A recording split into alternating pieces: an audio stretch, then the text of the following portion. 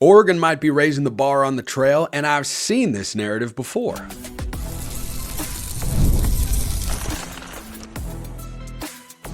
You are Locked On Ducks, your daily podcast on the Oregon Ducks, part of the Locked On Podcast Network, your team every day. Yes, it is that time once again for Locked On Ducks. I'm your host, Spencer McLaughlin. Thank you so much for making this your first listen or your first view every day, part of the Locked On Podcast Network, your team every day and your number one source to stay up to date with the Ducks. I'm in a great mood. Yes, I have a new haircut. Thanks for noticing. And yes, it is one of the haircut styles for those on podcasts that Ron Swanson says is acceptable, and that factors into my decision every time. I've got thoughts on Dan Lanning and Will Stein. Oregon basketball has won 6 straight games. That's part of the reason I'm in a great mood, but only part of it, because things in the 2026 recruiting cycle are heating up for the Ducks again. So, according to Steve Wiltfong over at On3, he's logged a crystal ball for Oregon to land Davon Benjamin, who is the number 4 safety and number 30 overall player in the 2026 class, according to 24/7 Sports. USC's been after him.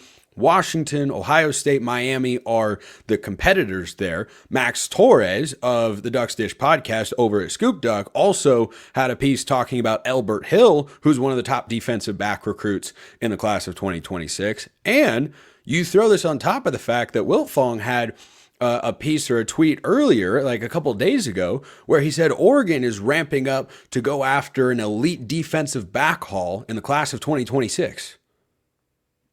But we just saw the best class of defensive backs Oregon has ever recruited. Chris Hampton was 24/7 Sports Recruiter of the Year for his efforts to bring in guys like Naeem Offord and Trey McNutt, at least one of whom I would think has a role as a true freshman this fall.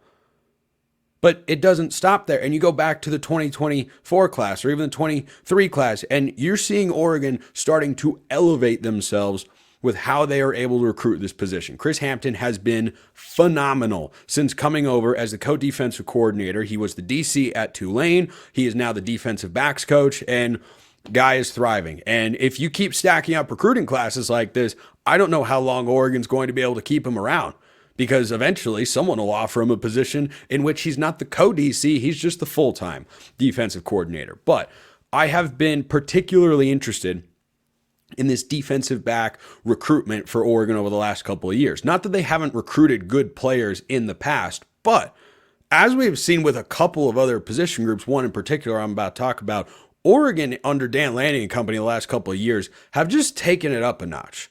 Mario Cristobal and that administration over several years took it up a notch. No doubt about it. And they recruited big-time offensive linemen, defensive linemen, some select other positions as well.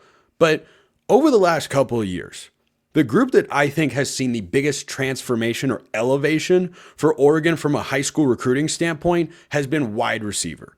And nowhere is this more evident than the fact that Oregon in the 2025 class has the number 1 overall receiver, Dakorien Moore.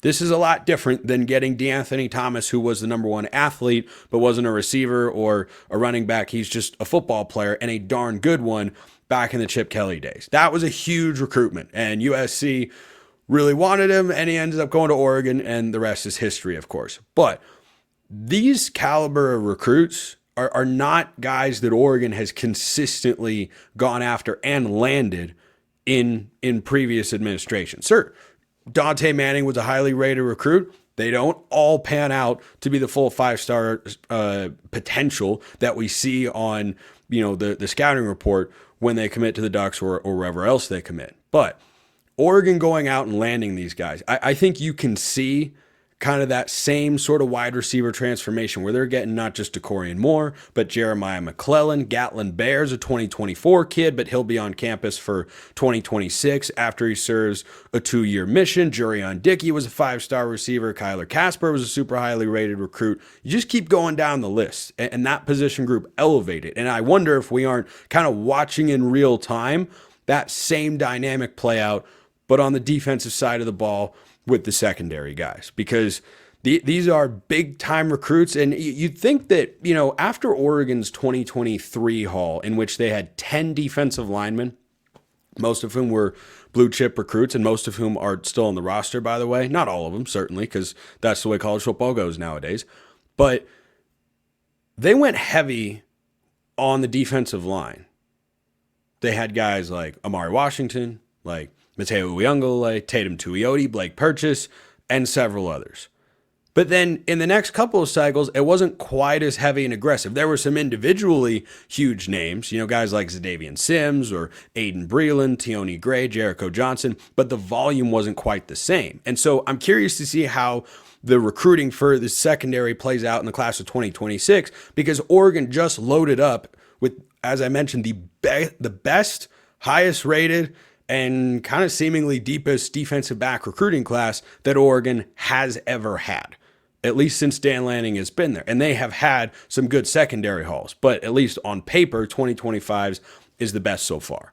So I see these things starting to come together. And again, Elbert Hill is someone that Oregon is after. Davon Benjamin, I believe, is going to be visiting USC this weekend, and it's just a crystal ball, not a commitment yet. But if Oregon keeps landing these sorts of guys, it's nothing but good news. There's no such thing as having too much talent out there. A couple other 2026 names to know. Emmanuel Iheanacho, who is a 5-star offensive tackle.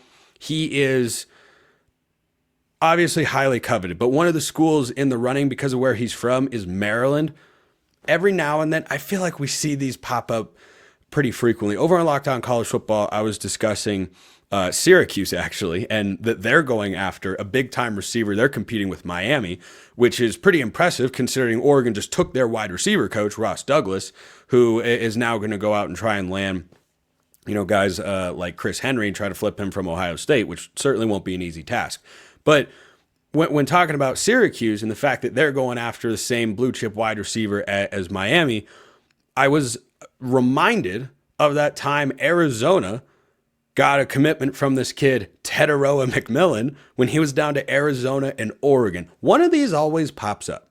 They just always pop up nowadays where it's like, hey, he's considering this school and that one? Okay, that's where it's at. But Iheanacho's a name to know. Jackson Cantwell, 5-star offensive tackle. Messiah Hampton, 4-star wide receiver. All names to have on your radar in the coming weeks as Oregon continues to build out this class of 2026, which I think will start to get a little bit more offensively influenced. They have 10 commits right now. 3 are on the offensive side. 7 are on the defensive side. This is right now a very defensive heavy and defensive line heavy 2026 class, but that might be flipping in the direction of defensive backs, as I mentioned. So lots of good stuff from Dan Lanning and crew on the trail. Position coaches leave, new guys get hired, and it seems like the recruiting just keeps on rolling along. And of course, Ryder Lyons, Jared Curtis, all out there at the quarterback position. And Oregon, I suspect we'll get one of them. Just a suspicion. Call it podcaster's intuition or just kind of reading what might be plain and obvious. But let me know your thoughts in the YouTube comments below. Hit me up on Twitter, all that good stuff. Dan Lanning, Will Stein, a thought on each of those guys. First, this episode brought to you by Supply House. Get the supplies you need from the site made for the skilled trades. Supply House. Whether you're in plumbing, HVAC, or electrical work, Supply House is the reliable way to order products online. Their easy-to-use website is packed with helpful resources and the latest product info to help get the job done right. Plus, with a complete inventory of over 200,000 parts from over 400 top brands, you'll find exactly what you need. Delivered fast, from coast to coast, kind of like Oregon's travel schedule next year, where they'll play games in Eugene, of course, and at, Penn State on the other side of the country. If you need help with an order, Supply House offers expert support and industry-leading service, so you'll always talk to a real person. And for trade pros looking for an extra edge, their free TradeMaster program offers exclusive perks like a dedicated phone line, free shipping, and discounts on every order. Join the TradeMaster program today at supplyhouse.com/TM and start ordering plumbing, HVAC, and electrical supplies with just a few clicks. Plus, use promo code SH5 for 5% off your first order. That's supplyhouse.com. I barely needed that second segment sip. I'm in such a good mood after Oregon basketball's win over Indiana. Plus, baseball rolled Utah Tech 15-0. Maddox Maloney cannot be stopped. Dominic Hellman cannot be stopped. The Oregon lineup, generally speaking, cannot be stopped. So, if you want to submit a mailbag question, you may do so via Twitter at @McLaughlinCFB or at Locked On Ducks, or YouTube comments. You can get in there. Or if you want priority access and other perks as well, become a Locked On Ducks Insider. Link in the description below. You can get a free 14-day trial. Brandon sends this one in. When will Dan's defensive identity take over and be the strength of the team? That's the only question you need to think about when it comes to Oregon and winning a national championship. Brandon, I appreciate the question. I always appreciate the question. I'm going to push back on both aspects of what you have stated here. So, the defensive identity taking over the team. Oregon's points per game allowed has gone down in each of Lanning's 2 subsequent years, as in from 2022 to 23, went down, got better. From 23 to 24, got better again. And I think when you match the eye test with the numbers that the defense put out, yeah, 24 was better than 23, 23 was better than 22. So the progress has been there. With regards to the identity of the team and winning games, go back to Dan Lanning's time at Georgia and when they won 2 national championships in a row. I don't know. I'm making a presumption here that you're looking at the Big Ten championship game and the Rose Bowl and saying, well, this defense isn't good enough. It wasn't good enough on those days, no doubt about it. When you go against the best teams in college football, those sorts of games are going to happen sometimes. You'd like for it to not happen 2 games in a row where you feel like the offense has to kind of bail you out in a big spot. But in the modern era of college football, that's increasingly common, where you have a defense that, yes, can be great. And Oregon's defense should strive to be better 100%. And I believe it will be as they continue to get better as a coaching staff and they continue to stack talent in the recruiting classes over the last couple of years. And look, they had an incredibly talented and deep team this past season. They just need to be better in a couple of spots, most notably the safety position. But when you look at the Georgia teams, I don't see a huge difference in kind of the stylistic, I don't know if that's the right word. Every head coach has their own vision for how you win a football game. I don't know that Dan Lanning's vision is that different than what Kirby Smart's was when he was there as a defensive coordinator, raising his profile to the point where he became Oregon's head coach. I mean, they went into a college football playoff game before they won a national championship against TCU when they beat them 65-7. They played Ohio State with C.J. Stroud at quarterback. Turns out he's really good. They gave up 41 points or 40 points in that game. What, was Georgia way away from having the defense necessary to win a national championship? No, obviously not.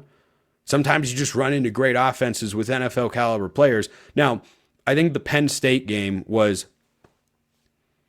I almost said it was a worse defensive performance than Ohio State. That's close. That's really, really close. Because Penn State does not have the same level of offensive weapons to where they should be able to score 37 points like Ohio State can. So yeah, I'll say they were worse in the Big Ten championship game, but they were still poor in a couple of areas, of course, in the Rose Bowl, which I still have not gone and watched back in full. I might just never do that. It might just forever be too painful. We'll have to wait and see. So that's the first. I don't think that the defense is some glaring weakness or that it's not a strength that Oregon relied on this year. What about the Wisconsin game? What about, they go on the road? I know Purdue wasn't any good, but they pitched a shutout. That's not an easy thing to be able to do. Illinois was a good team, gave up 9 points. I think the defense continues to get better and better, and I don't ever expect Oregon to be a team that, is like Iowa, where they win with defense and special teams and the offense is just anemic, right? And it's a secondary afterthought or anything like that. So that's the first thing. Second thing you said, Brandon, that's the only question you need to think about when it comes to Oregon winning a national championship. Well, no. When Oregon loses players like Dylan Gabriel or Tez Johnson, who may or may not be related to Bo Nix, I'm going to have to look into that to confirm. I'll ask 17 different sources just so I can make sure I'm 100% certain on that front. But when you lose guys like that, you question how you replace them, right? It's one of the reasons that I don't have the same expectations for Oregon going into 2025 as I did in 2024. They're replacing a lot. And while I still expect them to make the playoff and have a chance, and I think they're capable of winning a game or two because they're incredibly talented and there aren't, as many dominant teams in college football as there used to be, I think they'll have a better shot at winning it all in 2026. But I still love the question, even though I disagree with both of the premises that you sent in. Regan sends this one in. Alrighty, Spencer, I got a mailbag question. With Chip Kelly's departure to the NFL, do you think Will Stein slides back up there as one of the better offensive minds calling plays next year? Always looking forward to seeing the crazy motions and schemes teams roll out every year. Well, I presume you're just talking about the Big Ten. Like, where does Will Stein rank compared to other offensive coordinators in the Big Ten? With the numbers he's put up in a conference that is led and known for having great defenses, I have a hard time putting Will Stein outside of the top 3. I think Andy Kotelnicki at Penn State is really good. Really, really good. He actually interviewed to be the West Virginia head coach and was going to get the job, but they said, we want you to come here before you have a chance to call, games in the playoff for Penn State. He said, no, I'm staying here with the guys, which I 100% respect. And, the college football calendar, very dumb, broken, stupid that offer even gets made to him at that point in time. But, Oregon made that offer to Lanning, but they didn't give that requirement where, hey, you have to come on, you can't be the coordinator for this championship run. Oregon said, no, you can go on and, win a national championship or whatever. And of course they did. And then you can come to Oregon. So anyway, I think Andy Kotelnicki at Penn State is really, really good. Lincoln Riley at USC is a bit of a mystery to me right now because 2 years ago, I would have unquestionably had him above Will Stein. But go look at the numbers over the last couple of years. And yes, look at the recruiting as well. Who's in a better position? Answer's Oregon. Now, USC, as I talked about on yesterday's show, if you missed it, go check it out, is ratcheting up the recruiting efforts. And that's something I think Oregon fans should keep an eye on to see if the Trojans will be more involved in high-profile recruiting battles that, Oregon's going after. Of course, they're after Ryder Lyons, the quarterback in the class of 2026, just like Oregon is. They flipped Jonas Williams, who was once an Oregon quarterback commit. And, I think that's a good thing for Oregon because now they can go after Jared Curtis, who is my preferred quarterback, shall we say. For 2026, he's Josh Allen. He's the second coming of Josh Allen. At least that's what I see as his high-end ceiling. But I don't quite know. I'd probably say Will Stein over Lincoln Riley, but I think Stein has had more to work with than Riley over the last couple of years. But you keep going down the list, you run out of options really, really quickly. Like names that you would decisively say, oh, I'd rather have that guy as the offensive coordinator. Whoever Indiana has, okay, that guy's probably pretty good. So Stein can't be anywhere outside top 5 in the conference and top 10 nationally, but none of those guys can say they've produced consecutive Heisman Trophy finalists at quarterback, and Will Stein can, whatever you think of him. So I'd probably put him no lower than 4th in the Big Ten. I'd probably have him second only to Kotelnicki right now in terms of guys I'd rather have. And I've always been and will continue to forever be, just because it's ingrained in me from the time I was a child, a Chip Kelly fan. And so, people I thought really over-exaggerated his supposed demise as an offensive mind. I think he showed that this past year. But the other thing, too, is these evaluations, in a conference can be tough because not everyone's working with the same ingredients. If you give a chopped basket to one chef, but you give a wide open kitchen, make whatever you want to another chef, well, that's different. Like chopped is, hey, here's this weird assortment of ingredients and you've got to make something work with it. And then there's a show like Beat Bobby Flay, where the chef that makes it to the round where he's going against Bobby Flay gets to choose the dish that's his or her specialty. So those two things, not exactly comparable. But overall, yeah, Stein is no worse, I'd say, probably than 4th as an offensive coordinator in the Big Ten. So if you got thoughts on any of that, which you guys usually do, yes, I just bumped the table for those watching on YouTube. Your screen is not shaking.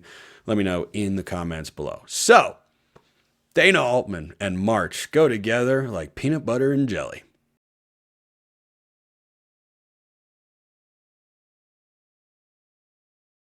So yesterday on the show, had a preview of the Oregon-Indiana game with Jacob Goins of Locked On Hoosiers. Hope you all enjoyed that. What I enjoyed even more was Oregon going out and winning its sixth straight game. So the regular season finale is this weekend against Washington. Oregon's now sitting at 22-8. They're 11-8 in Big Ten conference play, which is an incredibly tough league. But I tell you what, the sky was falling when Oregon had lost 5 straight games, and I was searching for positives amidst those moments of despair, and one of them was, hey, I think the offense is actually pretty good, and it just comes down to whether they can defend. And turns out I was right, because Oregon's offense in their 6-game winning streak has put up point totals of 81, 75, 80, 77, 72, and 73.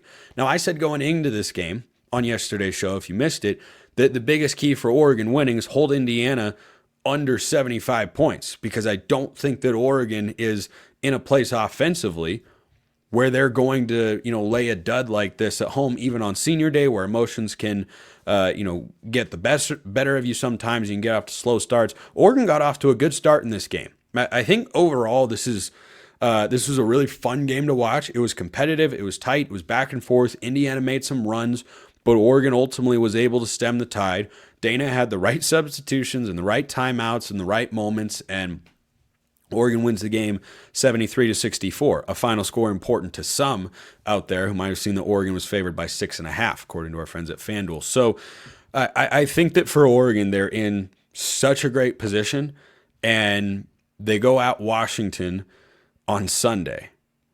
And Washington's currently last place in the Big Ten. Oregon could lose that basketball game. I wouldn't be shocked. Would not be shocked. It's a rivalry game on the road. Last of the regular season, Washington's going to be, saying, hey, we got nothing to lose here. Let's carry some positive momentum, since they're not going to make the Big Ten tournament, since the bottom 3 teams get left out.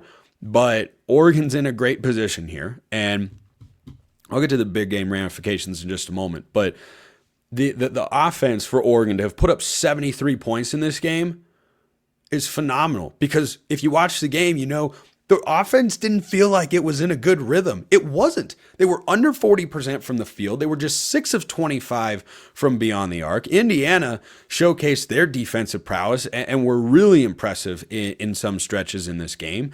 And Pac-12 legends Miles Rice and Umar Ballo were, 2 of the key guys in this game for Indiana. Miles Rice came off the bench, but still a capable player. And Oregon kept Rice in check. Umar Ballo was giving Nate Biddle the business at times, but you look up and Biddle ended the game with 14 points, 7 rebounds, 6 assists, 4 blocks, and a steal. I mean, doing everything. Shellstat led the way with 17 points. Wasn't his most efficient night. He was 5 of 13 shooting the ball and 2 of 7 from 3. Bamba had 13 points. Barthelemy only had 7. And KJ Evans, what have I been saying for the last couple weeks? My everydayers out there. When KJ Evans plays well, Oregon tends to win. And you know what? Brandon Angel had some nice moments in this game. Thought he did more defensively than he typically does. He had 8 rebounds and a block shot. But KJ Evans, 10 points, 6 boards, 2 steals. He hit 2 threes both in the first half. When KJ Evans hitting 2 threes, it's a good day. It's a really good day. But for the offense to have been as disconjointed as it felt at times, and out of rhythm and stymied by Indiana, to look up and still have 73 points is such a great sign. They got to the free throw line, and they've been a grit, knocking on wood so hard right now. Oregon's been a really good free throw shooting team, one of the best in the Big Ten. It's been a bugaboo for Dana Altman's teams in the last several years, and this team has got a bunch of good free throw shooters. Biddle's good. Evans is good. Biddle was 8 of 8 at the line in this game. Shellstat 5 of 6, and the only other missed free throw came from Bam Tracy, who was 2 of 3. He had 6 points in the game as well and a block shot. So a lot of things to like about Oregon in this game. Indiana had won 3 straight. They had won a couple of games over ranked teams, including Purdue, who came onto Matthew Knight Arena's floor and beat Oregon pretty handily. I'd say it was a competitive game, but Purdue was clearly better that day. This game to me is a little bit of a reminder of 2 things. Number 1, Oregon is playing really well right now. Number 2, anyone can beat anybody. This Oregon team could go into the NCAA tournament, which they're 100% locked into, They could go in, lose in the first round. You know why? It's March. Virginia once lost to University of Maryland at Baltimore County. Go Golden Retrievers. So anyone can lose, but there is no reason that Oregon cannot beat anybody that they play. They beat Alabama and Texas A&M early in the year, playing like they're playing right now. Texas A&M, by the way, beat number 1 Auburn, who's going to be the top overall seed in all likelihood in this tournament. It's either going to be them or Duke, I believe. But Oregon beat Texas A&M. Just go through some transitive property stuff. Oregon beat Texas A&M and Alabama. Texas A&M beat Auburn. Alabama's one of the best teams in the country. Indiana was projected as an 11 seed, I believe, coming into this game. The Hoosiers needed this win way more than Oregon did, but Oregon got it anyway. And I think the depth, again, the greatest strength of this team was on display here. Shellstad, not his best game. KJ Evans hits a couple of threes off the bench. Bam Tracy had a couple nice moments on offense, but the balanced scoring, the defensive intensity, TJ Bamba, you freaking legend. Because go watch the final sequence where Oregon's up for, not final sequence, but about a minute to go in the game. Oregon just hit 2 free throws to go up 4. Here comes Indiana down the floor. 2 possessions earlier, TJ Bamba went under a screen, got beat for an easy 3. He then comes out with a fearless look in his eye. Crowd was awesome, by the way. Shout out to everybody that was at Matthew Knight Arena. Hope I'm talking to some of you that were there. And he comes out and makes a defensive stand. He and Nate Biddle combined for it. Bamba fought over, I think, 3 Umar Ballo screens. Ballo's like 260 pounds. He looks like Josh Connerly out there. He is a big dude. Big dude. He fights over 2 of those screens, forces the drive, Biddle swipes it away, gets the steal, and that essentially iced the game. So when the defense is there, I love where this Oregon team is at offensively. When they're willing to go inside, not settle for threes, which they did a couple times in this game, more than I would like. I'm sure Dana saw that as well.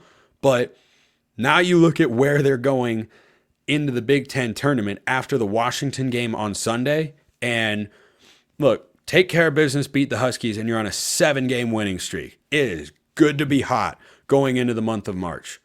You have an opportunity to pick up 1 or 2 or 3 more quality wins if everything goes right in the Big Ten tournament. Oregon could play themselves up to a 4 seed. But Lunardi had them as, I believe, a 5 coming into the game on Tuesday night against Indiana. He had them as a 5 seed playing McNeese in the Midwest region, where Houston would be the number 1 seed. You know, that sort of stuff can change. Ironically, they in Lunardi's projected bracket going into Tuesday, if they were to win, they would probably play Texas A&M in the second round. But Oregon sitting at a 5, I would love for them to get up to a 4 because that first round game is significantly easier. That's the biggest thing I'm watching with this team. They are locked into the tournament. They could lose to Washington and lose their first game in the Big Ten tournament. They would still make the big dance. They have too many quad 1 wins and have been playing great basketball as of late as well. So they're locked into the big dance. It's just a matter of where their seed is going to be. And I would love for them to get up to a 4 seed. I don't think they can climb back to a 3 where they were projected at going into their 5-game losing skid. I do think they have the ability to get themselves up to a 4, which would be awesome and make the first round game, you know, nothing's easy in March, but go look at the number of times a 13 seed wins compared to a 12 seed winning. But it's hard to not like what Dana Altman's doing in March. Nobody has won in the last 15 years or so more games in the month of March than Oregon. And Dana Altman might just be doing it again. We'll see. We'll see. But this was a really good win. Appreciate everyone listening. I will see you next time. Have a wonderful rest of your day, and go Ducks.